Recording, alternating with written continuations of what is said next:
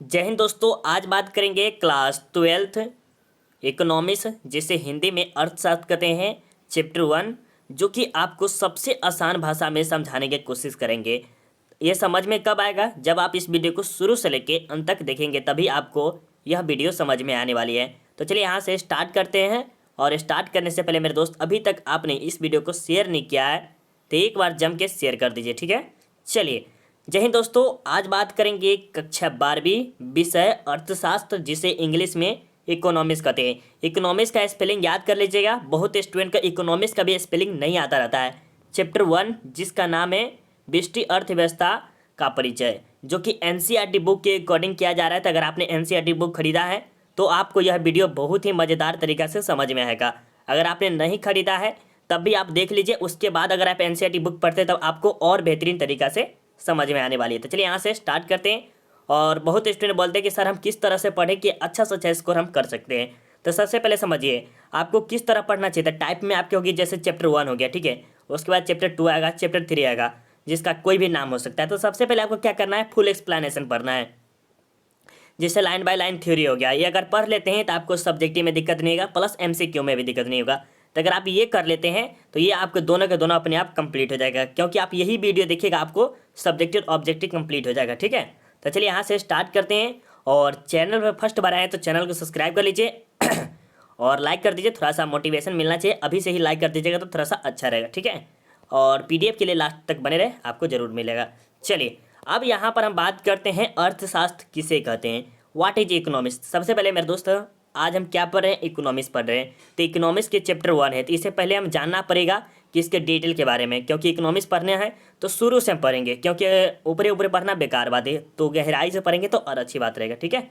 चलिए, तो यहाँ पर देखिए उत्तर में क्या लिखा है। अर्थशास्त्र सामाजिक विज्ञान की वह शाखा है जिसके अंतर्गत वस्तुओं और सेवाओं के उत्पादन, वितरण, विनिमय और उपभोग का अध्ययन किया जाता है। उसे हम अर्थशास्त्र कहते हैं। अर्थशास्त्र संस्कृत के दो शब्दों से मिलकर बना है, अर्थ मतलब धन और शास्त्र मतलब अध्ययन, दोनों से मिलकर अर्थशास्त्र बना है। समझिए क्या होता है अर्थशास्त्र, जो होते है इकोनॉमिक्स। और सबसे पहले बात समझिए, अर्थशास्त्र जो है आपके पैसा से रिलेटेड है। क्या चीज़ है?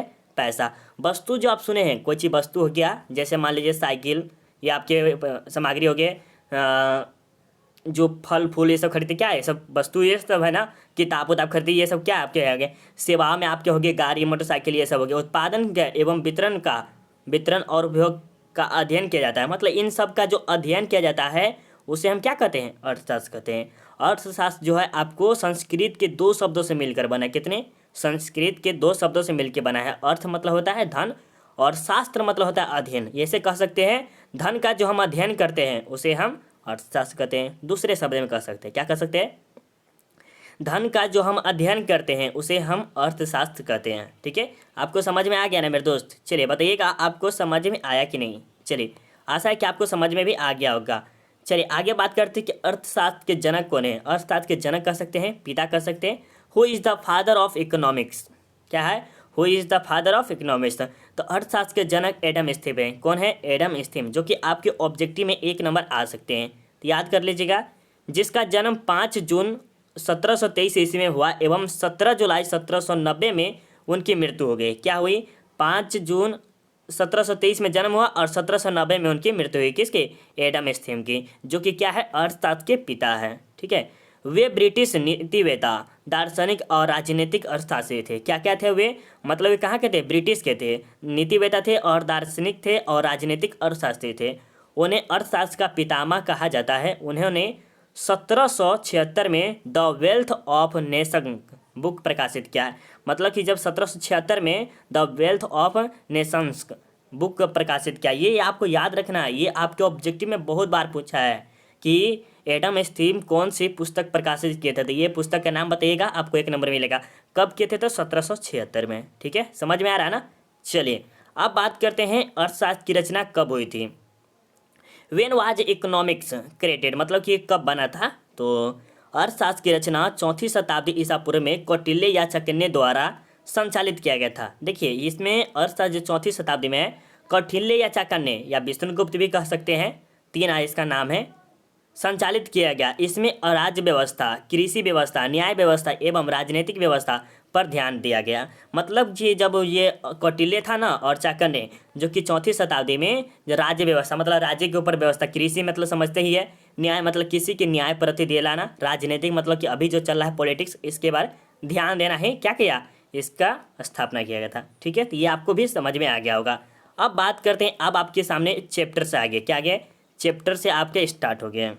ठीक है, तो यहाँ से आपको चैप्टर से स्टार्ट हो रहा है, तो आप यहाँ से बहुत ही अच्छा से समझते चलेगा और आपको आसान से आसान भाषा में हम समझाने की भी कोशिश बहुत करेंगे। ठीक है, चलिए, सामान्य अर्थव्यवस्था क्या होता है, इसे इंग्लिश में कहते हैं जनरल इकोनॉमी। क्या कहते हैं, इकोनॉमी। तो इसे बात समझिए क्या होता है। सामान्य अर्थव्यवस्था उसे कहते हैं जो हमारे दैनिक जीवन में आवश्यक होती है। मतलब कि ऐसा कह सकते हैं कि सामान्य जो होते हैं सिंपल इकोनॉमिक, इसमें जो हमारे दैनिक जीवन, जैसे हम अभी जो क्या कर रहे हैं, घर पे रहते हैं तो कुछ ना कुछ खाते हैं, जैसे ब्रेड बिस्कुट कपड़ा लता ये सब पहनते हैं, तो ये सब क्या है, हमारे सामान्य दैनिक जीवन है, मतलब प्रतिदिन ये कार्य होता है, तो उसे हम क्या कहते हैं, उसे हम सामान्य अर्थव्यवस्था कहते हैं। समझ में आ रहा है। जैसे खाना, वस्त्र, सड़क, घर, रेल सेवा, यातायात के साधन, चिकित्सा इत्यादि। आप समझिएगा, एक बार और आपको बता दें, आपसे पूछा जा सकता है कि सामान्य अर्थव्यवस्था किसे कहते हैं, तो आप ये दीजिएगा, सामान्य अर्थव्यवस्था उसे कहते हैं जो हमारे दैनिक जीवन में आवश्यक होती है। दैनिक जीवन क्या, कि एक मानव जो है ना, उसे भर दिन में या पूरे दिन में उसे क्या क्या जरूरत पड़ सकता है। तो देखिए, खाना की जरूरत एकदम पड़ना 100% पड़ना है। ठीक है, प्लस में वस्त्र के भी जरूरत है, सड़क आप बाहर निकलते तो सड़क की भी जरूरत है, घर आपको रहना चाहिए, रेल सेवा अगर कहीं बाहर उहर जा रहे तो रेल सेवा होना भी जरूरी है, यातायात के साधन आपके पास साधन होना चाहिए, चिकित्सा मतलब कि डॉक्टर वॉक्टर के पास हमें, तो ये सब क्या है, एक मानव के दैनिक जीवन में हमेशा कार्य होता ही रहता है। तो समझ में आ गया। चलिए, बहुत अच्छे मेरे दोस्त, ये आपको 2 नंबर पूछाया जाएगा, इसे इग्नोर मत कीजिएगा। ठीक है, कहिएगा सर सामान्य अर्थव्यवस्था मुझे नहीं, तो इग्नोर कीजिएगा तो आपके लिए बहुत बैड है, समझिएगा। चलिए, उसके बाद बात करते हैं, हम जानते हैं कि समाज में किसी भी व्यक्ति के पास सभी वस्तुएं उपलब्ध नहीं होती है, उसे किसी न किसी वस्तु की ज़रूरत होती है। बिल्कुल सही बात बोला है कि देखिए, अगर आप है, आपके पिताजी हैं, आपके भाई है, बहन है और आपके दोस्त उस्त है और उसके घर में चाचा चाची सब है। ठीक है, तो जिस प्रकार आपका महल बना हुआ, आपके बगल वाले का महल नहीं बना होगा, उसे कुछ ना कुछ कमी जरूर होगा, या तो आपके घर में कुछ ना कुछ कमी होगा या तो उसके घर में कुछ ना कुछ कमी होगा। तो यही कह रहा है, हम जानते हैं कि समाज में किसी भी व्यक्ति के पास, मतलब कोई भी व्यक्ति हो, उसके पास सभी वस्तु उपलब्ध नहीं है। चाहे यहाँ पर क्या कहते हैं, बड़ा बड़ा आदमी को भी ले सकते, उसके पास कुछ ना कुछ कमी है। जैसे मान लीजिए धीरू भाई अंबानी हो गया, ये कोई भी हो दुनिया में, कोई भी ऐसा आदमी जो है उसके पास पूरी की पूरी वस्तु नहीं है, उसे कुछ ना कुछ चीज़ कमी ही होती है। ठीक है, उसे किसी न किसी वस्तु की ज़रूरत होती ही है।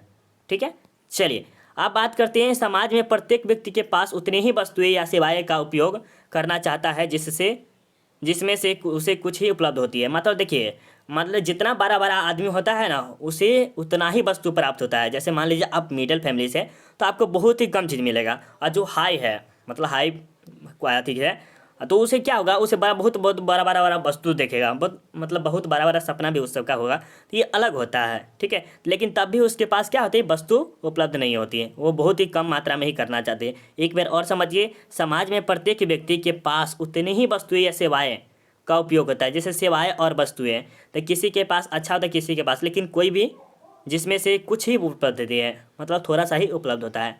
चलिए, अब जैसे समझ सकते हैं क्या क्या होता है, कृषि परिवार में, बुनकर परिवार में, और आगे चलेगा आगे के परिवार में दिखा देते हैं, विद्यालय के अध्यापिका के परिवार में हो सकते हैं, इन सब के बारे में समझिएगा। ठीक है, तो सबसे पहले आती है कृषक परिवार में, मतलब कृषि उड़ीसी जो कार्य करते हैं उसके परिवार में कैसा हो सकता है। ठीक है, तो चलिए, यहाँ पर एक किसान के पास भूमि का टुकड़ा होता है। बिल्कुल एक किसान है, देखिए हम यहाँ पर पढ़ते चलते हैं, जिसके पास क्या है, टुकड़ा है, थोड़ा अनाज है, इसमें थोड़ा सा अनाज मान लीजिए, यहाँ पर अनाज है, कृषि के उपकरण है, मतलब कि जैसे बैल उल ले सकते हैं, संभवतः एक चोरी बैल, तथा परिवार के सदस्य का श्रम हो सकता है। उसके बाद अन्न को उपजाकर उसे बेचकर अपने मुताबिक वस्त्र, आवास व विभिन्न वस्तुएं प्राप्त कर सकता है। देखिए, एक किसान है जो कि अन्न उपजाता है, जैसे किसान तो अन्न ही उपजाता है ना, वो क्या करता है, उसके पास बैल हो सकता है, ट्रैक्टर हो सकता है, कुछ भी हो सकता है, और उस अन्न को बेचकर वो पैसा अर्न करता है। ठीक है, पैसा कमाता है, और उस पैसा से अपने मुताबिक, जैसे घर हो गया बनाना, कपड़ा खरीदना,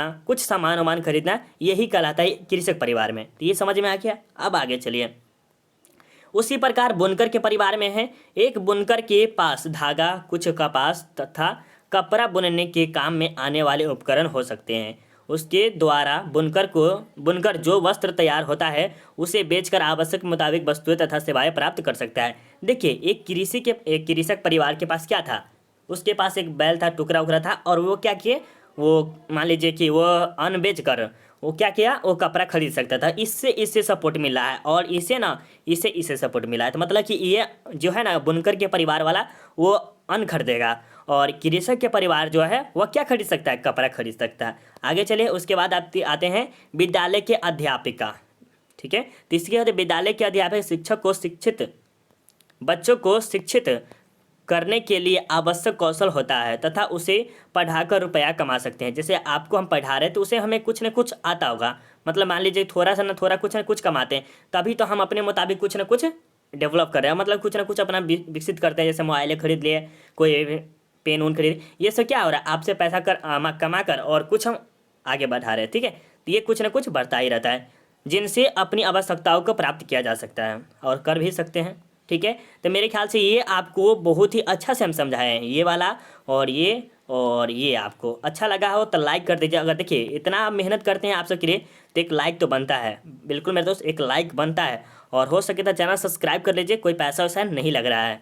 ठीक है, अब देखिए, समाज के प्रत्येक व्यक्ति किसी न किसी वस्तु या सेवा के उत्पादन में संलग्न रहते हैं। देखिए, समाज में जितने भी लोग हैं, जैसे आपके चाचा, भाई, बहन, कोई दोस्त कोई भी हो, वो किसी न किसी कार्य में लगे होते हैं। जैसे कोई पढ़ाई कर रहा है, कोई कृषि कर रहा है, कोई बाहर जाके मशीन वशीन के कार्य कर रहा है, ये कुछ न कुछ में संलग्न मतलब लगे ही रहते हैं। ठीक है, समाज के किसी भी अर्थव्यवस्था में लोगों की सामूहिक आवश्यकता तथा उत्पादन के बीच सुसंगता होनी चाहिए। जैसे कृषि के परिवार में देखिए, सुसंगता मतलब कि उसमें से किसी न किसी की सुसंगता है। जैसे कृषि के परिवार में क्या था, उसमें लगा हुआ था, और उसी प्रकार समाज के सभी में लगना होना चाहिए। जैसे मान लीजिए समाज में एक यहाँ पर हो गया, एक साथ अगर कार्य कृषि करेगा तो बहुत ही बड़ा उत्पादन होगा। ठीक है, यही कहा जा रहा है। चलिए, हम जानते हैं कि प्रत्येक व्यक्ति के पास संसाधनों की कमी होती है। बिल्कुल, प्रत्येक व्यक्ति के, दुनिया में जितने भी बड़ा से बड़ा महान व्यक्ति मान लीजिए, उन सबके पास कुछ न कुछ वस्तुएं प्राप्त है। अब कहिएगा सर, वो सबसे बड़ा जो कि अमीर में से अमीर है, लेकिन उसके पास भी कुछ छोटा ना छोटा चीज़ छूटा रहता है मेरे दोस्त। ठीक है, उसे भी वो पूरा करने के लिए कुछ न कुछ करता है, नहीं तो वो जीवित नहीं रह सकता। इंसान को कह सकते हैं कि एक ऐसा जानवर है, इंसान को हम कह रहे हैं, इंसान ही एक ऐसा जानवर है कि दूसरे को मार कर खाता है। तो ये जानवर से भी बदतर है इंसान एक तरीक़ा से देखिएगा तो। ठीक है, गलत नहीं बोले, बट नेचर के हिसाब से आपको सही बताया है। उसी प्रकार समाज के लोगों को सामूहिक आवश्यकताओं की तुलना में समाज के पास उपलब्ध संसाधन की कमी है। और देखिए, समाज में क्या है, संसाधन की कमी है, तो क्या होगा, विकास कम होगा। उसी प्रकार अगर समाज में संसाधन की उपलब्धता बढ़ाया जाए तो और अच्छी बात है। जैसे मान लीजिए अभी सरकारी स्कूल की क्या होती है, थोड़ा सा कहानी कहते हैं। ठीक है, सरकारी स्कूल के बारे में अगर चलिए थोड़ा सा देख लेते, टाइम कितना हो रहा है, टाइम नहीं ज़्यादा हुआ, कोई दिक्कत नहीं, चलेगा। देखिए, सरकारी स्कूल में क्या होता है, अभी दिल्ली की स्थिति देखिए बहुत ही अच्छा चल गया, लेकिन यहाँ बिहार की स्थिति क्या है, बहुत ही खराब है, क्योंकि यहाँ के जो है ना बड़े बड़े नेता सब बेकार है यहाँ का। ठीक है, बताइए, छोड़िए सब, हम नहीं बात करेंगे क्योंकि ये सब मेरा इसमें सब्जेक्ट नहीं पढ़ाना है।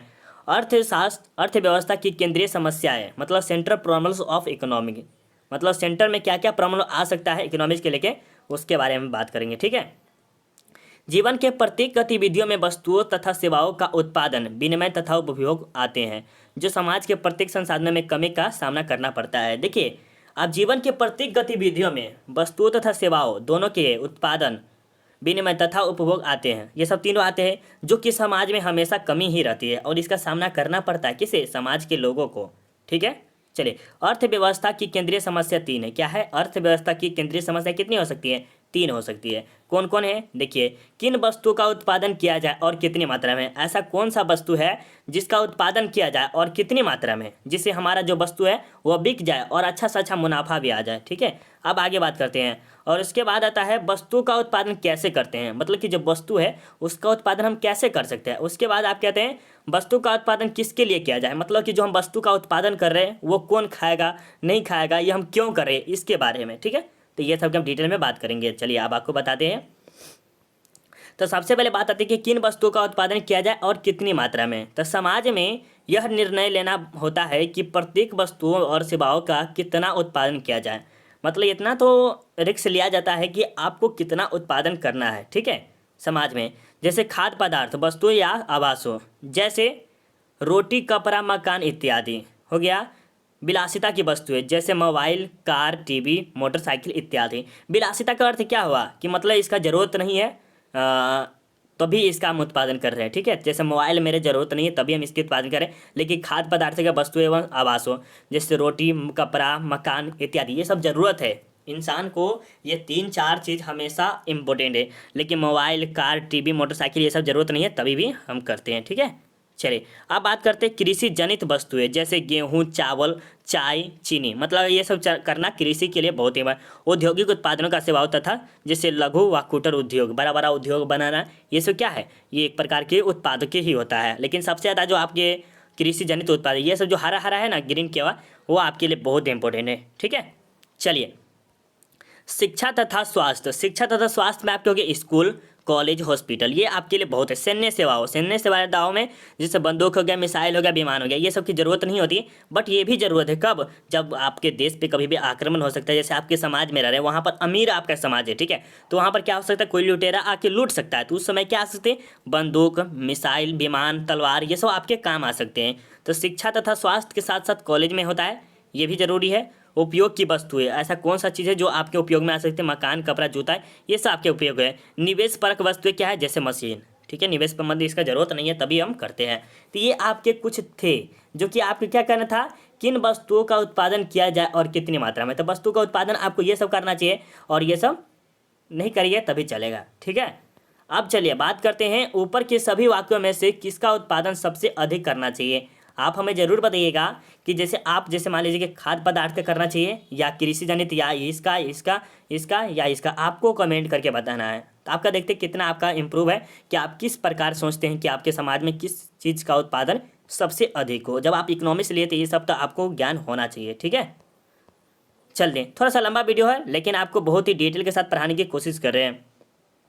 वस्तुओं का उत्पादन कैसे करते हैं, वस्तुओं का उत्पादन के वस्तुओं और सेवाओं का उत्पादन कितनी मात्रा में किया जाए और किस तरह श्रम का उपयोग या मशीनों का तकनीक से, मतलब ये है ना, ये उत्पादन किस तरह से किया जाए और किस तरह से। तो तकनीकी समस्या से कीजिएगा तो तकनीक के द्वारा कीजिए तो बहुत अच्छा, मशीन के द्वारा कीजिए और अच्छा होगा कि श्रम के उपयोग से किया जाए। तो तीनों में से आपके ऊपर डिपेंड करता है कि आप किसके द्वारा करते हैं। बट अभी के जो चल रहा है, अभी मशीन के द्वारा ही ज़्यादा उत्पादन किया जा रहा है, ठीक है। वस्तुओं का उत्पादन किसके लिए किया जाए, जो हम वस्तु का उत्पादन करेंगे किसके लिए, अपने समाज के लिए करेंगे, अपने देश के लिए करेंगे और किसके लिए करते सकते हैं। अर्थव्यवस्था के द्वारा वस्तु का उत्पादन न्यूनतम मात्रा में उत्पादन किया जाए, मतलब कि जो है ना बराबरी में किया जाए, ना कि ज़्यादा ना कम। और किसके लिए, अपने समाज के लिए, अपने गाँव के लिए, अपने देश के लिए, ठीक है, दूसरे के लिए नहीं। बट दूसरे के लिए कभी कभी करना पड़ता है। अब ये सबसे ज़्यादा इंपॉर्टेंट है, यही सीमांत उत्पादन कितना किया जाए और कितना नहीं किया जाए, यही इंपॉर्टेंट रखता है, ठीक है। तो ये आपको हम समझाने की कोशिश करेंगे, आप समझिएगा थोड़ा सा, ठीक है। देखिए यहाँ पर क्या लिखा है, कपास लिखा है ना, कपास। यहाँ पर क्या है, अनाज है। संभावना है, मतलब कि इस तरह संभावना हो सकता है।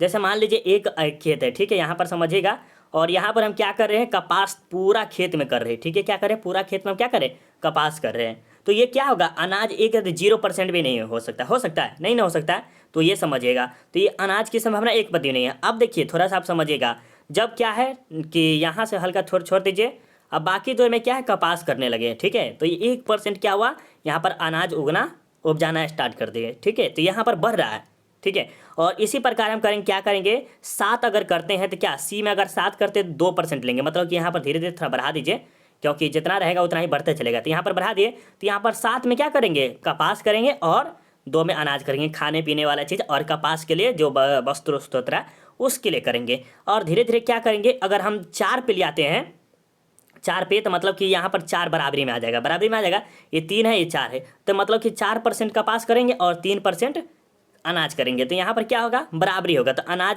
मतलब अनाज में और कपड़ा में कोई प्रॉब्लम नहीं होता, ये सबसे बेस्ट माना जा सकता है। क्योंकि देखिए कपड़ा और अनाज दोनों ज़रूरत है, तो यहाँ पर की खेत जो है उसमें हम अनाज भी कर सकते हैं और कपास भी कर सकते हैं, अच्छा रहेगा। लेकिन यहाँ पर देखिए, अगर आप कपास अगर 0% कर रहे हैं और अनाज आप 4% कर रहे हैं, तो क्या होगा, ये पूरा खेत में अगर आप कपास की अनाज कीजिएगा तो आपको कपास क्या होगा, 0% होगा, तो ये आपसे कपड़ा वपड़ा नहीं बन पाएगा, तो ये दिक्कत है। लेकिन सबसे अगर बेस्ट माना जाए तो कौन माना जाए, मानिएगा आप सब बताइए, तो ये मानिएगा, क्या मानिएगा, ये, ठीक है। क्योंकि 4% कपास और 3% अनाज, जो कि खाने पीने के लिए भी ठीक है। जैसे एक ग्राफ के तरह कैसे समझ सकते हैं, यहाँ पर देखिए, जैसे मान लीजिए ये 0 है और वहाँ पर अनाज है, ठीक है। अनाज हम अगर 0 उपजा रहे हैं तो कितना आप कपास उपजा सकते हैं? 10 मान लीजिए, 10 से मानते हैं हम क्या, ठीक है, 10 उपजा सकते हैं। और वहीं पर हम अगर कर लेते हैं कितना, ये 2 मान लेते हैं तो ये 8 हो जाएगा, ठीक है, ये 8 हो जाएगा। अगर इसे हम मान लेते हैं 4 तो ये हो जाएगा 6। इसी प्रकार का ये ग्राफ होता है, ठीक है। तो ये भी आपको समझ में आ गया होगा। चलिए अब यहाँ पर हम बात करते हैं आर्थिक क्रियाकलापों का आयोजन, ठीक है। थोड़ा सा देखिए कितना टाइम हो गया, मेरे ख्याल से थोड़ा सा लंबा वीडियो बन गया है, ठीक है, कोई दिक्कत नहीं। देखिए थोड़ा सा जितना बेहतरीन तरीका से समझाएंगे ना उतना ही ज़्यादा टाइम लगेगा, बट अच्छा से समझाने के लिए अच्छा टाइम लगना भी ज़रूरी होता है, ठीक है। आर्थिक क्रियाकलापों का आयोजन, ऑर्गेनाइजेशन इकोनॉमिक एक्टिविटीज़, ठीक है। तो इसके बारे में समझते हैं। आर्थिक क्रियाकलाप उसे कहते हैं जिसमें व्यक्तियों पर निर्भर होती है। आर्थिक क्रियाकलाप किसे कहते हैं? जो कि व्यक्ति पर निर्भर होते हैं, किसी व्यक्ति पर निर्भर होती है, या सरकार के सत्ता द्वारा नियोजित ढंग से किया जाता है। या तो सरकार जो है ना, देखिए किसी एक व्यक्ति पर नियोजित हो सकता है कि इस पर निर्भर करें, या तो सरकार पर पूरा के पूरा ढाल दिया जाए कि सरकार या आप जो करेंगे वो सरकार करेंगे, ठीक है। तो ये आपके किस में आते हैं? तो ये आपके आर्थिक क्रियाकलाप का आयोजन में आते हैं, ठीक है। जैसे आपको आगे देखिए, केंद्रीकृत योजनाबद्ध अर्थव्यवस्था। केंद्रीकृत योजनाबद्ध अर्थव्यवस्था में वस्तुओं और सेवाओं का उत्पादन, विनिमय, उपभोग ये सब सरकार द्वारा किए जाते हैं, जैसे शिक्षा, स्वास्थ्य सेवा, यातायात आदि। देखिए ये सब क्या होता है? उत्पादन होता है, सेवाओं का जो उत्पादन वस्तु होता है, विनिमय होता है, उपभोग होता है। ये सब किसके द्वारा आता है? सरकार के द्वारा आता है। ये किस में आता है? तो केंद्रीकृत योजनाबद्ध अर्थव्यवस्था में आता है, जो कि क्या हो सकती है? शिक्षा हो सकती है, स्वास्थ्य हो सकती है, यातायात हो सकती है, ठीक है। तो किस में आ सकती है? केंद्रीकृत योजनाबद्ध अर्थव्यवस्था में। तब जब आप ये लिख के रखिएगा ना तभी आपको समझ में आएगा। अगर मान लिया जाए कि आपसे पूछा जाएगा शिक्षा, स्वास्थ्य, यातायात, शिक्षा, स्वास्थ्य सेवा, यातायात, ये किस में आता है? तो केंद्रीकृत योजनाबद्ध अर्थव्यवस्था में आता है। तो ये बताइएगा, और ये किसके द्वारा होता है? तो सरकार के द्वारा होता है, ठीक है। चलिए अब बात करते हैं बाजार। बाजार अर्थव्यवस्था, वस्तुओं को खरीदने के लिए व्यक्ति एक दूसरे से किसी वास्तविक भौतिक स्थान पर मिलते हैं। देखिए मान लीजिए कि आप गांव में रहते हैं, ठीक है, या कहीं भी रहते हैं, गांव है, शहर, कहीं भी रहते हैं, ठीक है। वहाँ पर क्या होता है? एक चौक होता है। चौक लगता है ना, कि गांव या बाजार नहीं कहते, ठेला ठेहा भी बहुत आदमी बोलता है। तो वहाँ पर क्या करते? एक आप अनजान व्यक्ति रहता है, आप भी अनजान रहते, क्या करते? यहाँ पर मिलते हैं। वो आदमी क्या किया? अपना सामान लेके गया, और यहाँ से आप क्या किए? वहाँ पर गए सामान लाने, तो कुछ सामान लेके आए। तो ये क्या हो रहा है? तो ये दूसरे पर निर्भर नहीं रहे, सरकार पर भी निर्भर नहीं, खुद पे खुद निर्भर है। तो यही कहते हैं बाजार अर्थव्यवस्था। तो वस्तुओं को खरीदने के लिए व्यक्ति एक दूसरे से किसी वास्तविक भौतिक स्थान पर मिलते हैं, कोई भी जगह पर मिलते हैं, जैसे गाँव के चौक पर या शहर के सुपर बाजार में, अथवा इंटरनेट द्वारा, फोन द्वारा, जैसे पिज्जा, बर्गर ये सब क्या करते हैं? ऑर्डर करते हैं। अनजान व्यक्ति रहता है ना तब, ठीक है। चलिए अब बात करते हैं, जिस वस्तु की मांग अधिक होती है, अधिक मात्रा में होने लगती है, उस वस्तु की वृद्धि होने लगती है। अब याद रखिएगा, ऑब्जेक्टिव में आ सकता है, जिस वस्तु की मांग अधिक होने लगती है तो क्या होती है? वृद्धि होने लगती है। क्या होती है? जैसे मान लीजिए कि आपके पास 10 बिस्कुट है, ठीक है, और उसकी मांग 15 हो जाएगा, तो क्या होगा? इस वस्तु का आप दाम बढ़ा दीजिएगा, कैसे? 12 रुपये बढ़ा दीजिएगा, तब क्या होगा? ये 10 ही मंगाया जाएगा। तो जितना अगर दाम बढ़ जाएगा तो ये सामान लेना बहुत ही कम हो जाता है, अगर वृद्धि हो जाए तो। जैसे मान लीजिए कोई सामान अभी 100 रुपये में मिलता है, और उसी सामान को अगर 120 के कीजिएगा तो ये थोड़ा सा कम बिकना हो जाएगा। तो जिस वस्तु की मांग ज़्यादा होने लगती है तो उस वस्तु की वृद्धि होना स्टार्ट हो जाता है, ठीक है।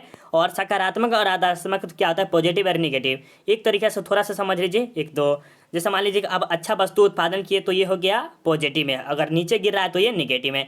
जैसे मान लीजिए यहाँ पर एक ग्राफ बना देते हैं, अगर आप चढ़ रहे हैं तो क्या है? ये पॉजिटिव में है, क्या है? पॉजिटिव। अगर नीचे गिर रहा है तो ये निगेटिव में हो गया, ठीक है। ये भी आपको समझ में आ गया। अब चलते हैं, ये आपके सबसे ज़्यादा है व्यष्टि अर्थव्यवस्था तथा समष्टि अर्थव्यवस्था। इसमें जैसे माइक्रो इकोनॉमी तथा माइक्रो इकोनॉमी, ये भी दोनों एक ही है, मिक्रो है, ये मैक्रो है, ठीक है। अब चलिए, व्यष्टि अर्थव्यवस्था, समष्टि अर्थव्यवस्था, एक ग्राफ की तरफ से बनाया, बहुत अच्छा मेहनत लगा है, जो कि आप सबके लाइक से ये पूरा का पूरा मेहनत चला जाएगा। अगर आप से एक थोड़ा सा लाइक कर देते तो ये मेरा मेहनत पूरा पुर जाएगा। हाँ, मेरे स्टूडेंट जो है ना, एक लाइक प्रति कर दिया हुआ है, बहुत ही अच्छा लग रहा है। अगर लाइक आपसे अगर सपोर्ट रहेगा तो चैप्टर 2 भी आएगा जरूर, ठीक है। व्यष्टि अर्थव्यवस्था के अंतर्गत हम बाजार में उपलब्ध वस्तुओं और सेवाओं का अध्ययन करते हैं। मतलब कि देखिए, व्यष्टि अर्थव्यवस्था जो है आपकी, अभी नहीं बताया कि बाजार में 2 व्यक्ति जाते हैं और वहाँ से सामान वामान खरीद के लाते हैं, तो ये आपके बाजार में हो गए। वहीं पर समष्टि अर्थव्यवस्था के अंतर्गत कुल निर्यात, रोजगार तथा समग्र कीमत स्तर अध्ययन करते हैं। मतलब कि ये जो होती है सरकार पर निर्भर होती है, ठीक है। अब आगे चलते हैं, व्यष्टि अर्थव्यवस्था के अंतर्गत व्यक्तिगत फर्म अथवा उद्योग में उत्पादन का कीमत संबंधित है। मतलब व्यक्ति एक व्यक्ति से है, एक फॉर्म से है। जैसे एक मुर्गा का फॉर्म होता है तो एक ही रहता है, जैसे मुर्गे खाली रखता है, चाहे कोई भी चीज़ हो, चाहे बकरी रखता है, बकरी पालन करता हो, भैंसी पालन कुछ भी करता हो, या मुर्गा पालन करता है, तो ये एक व्यक्ति से होता है। समष्टि अर्थव्यवस्था के अंतर्गत संपूर्ण कुल उत्पादन तथा समग्र कीमत स्तर से संबंधित है। इसमें सभी चीज़ का किया जाता है, ठीक है। इसमें किसमें? समष्टि अर्थव्यवस्था। और बीएसटी में सिर्फ एक व्यक्ति का किया जाता है। इसके मुख्य उपकरण मांग और पूर्ति दोनों होते हैं। क्या होते हैं इसके मुख्य कार्य? और इसके मुख्य उपकरण समग्र मांग व समग्र पूर्ति होती है, ठीक है। ये दोनों हो गया, तो ये आपको समझ में आ गया। देखिए, समष्टि अर्थव्यवस्था में विभिन्न बाजारों का अध्ययन किया जाता है, वैसे समष्टि अर्थव्यवस्था में नहीं किया जाता है। देखिए, व्यष्टि अर्थव्यवस्था में बाजारों में भी अध्ययन किया जाता है, लेकिन व्यष्टि अर्थव्यवस्था जो समष्टि अर्थव्यवस्था है वो बाजार में नहीं किया जाता है, ठीक है।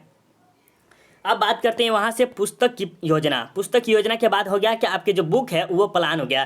जैसे चैप्टर 1 में आपके क्या हो गया, चैप्टर 2 में आपके क्या हो गए, ये आप बुक में देख लीजिएगा, क्योंकि अगर इतना हम टाइम लेंगे तो बहुत ज़्यादा ले लेंगे, ठीक है। तो यहीं से आपका है चैप्टर 1 कंप्लीट होता है। और मेरे दोस्त एक बार और आपसे रुक जाएंगे, क्योंकि थोड़ा सा आपका सपोर्ट चाहिए, क्योंकि आपका सपोर्ट हमारा बहुत आपसे सपोर्ट किया मेरा, ठीक है।